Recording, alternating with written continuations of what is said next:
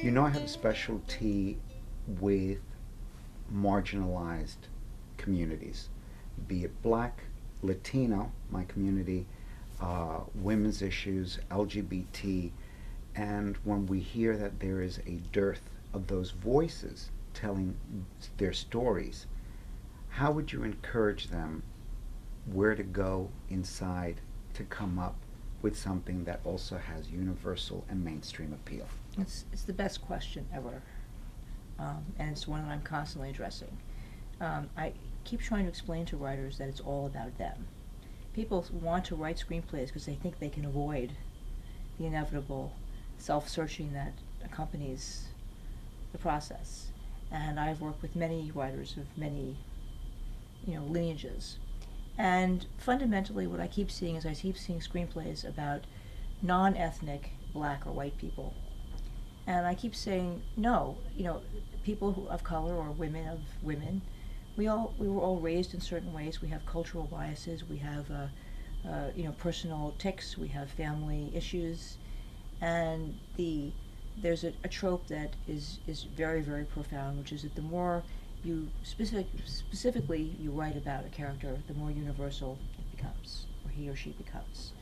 So the issue again, women write specifically about themselves, and Black people write specifically about themselves, but it's to keep the audience in mind when you're exploring these things. And so it's not a question of whether or not your culture likes watermelon or hummus. It's a question of being much more specific and, what did your grandmother teach you to eat? And, what did you feel about a moment in time? So it's always about being more specific.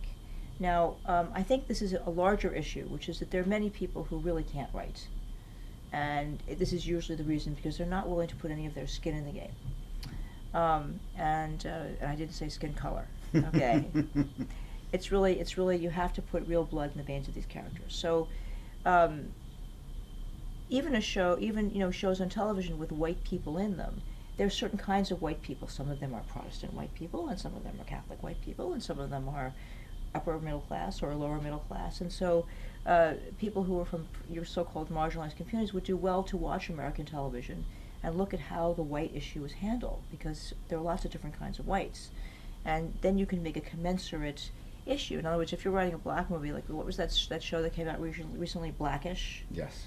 Well, that certainly was not for people who were raised in the South Bronx. I mean, it was just the characters were not as unrelatable because of class, and so that I think that the elephant in the room, if you like, is the class issue very often with all of these other writers. In other words, your specific audience is you, and did you go to an Ivy League school or did you grow up on a reservation or whatever?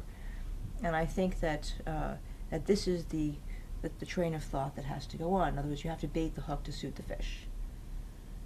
And there is not this mythical audience that does not want to receive marginalized things. It's an audience that doesn't want things that are unspecific.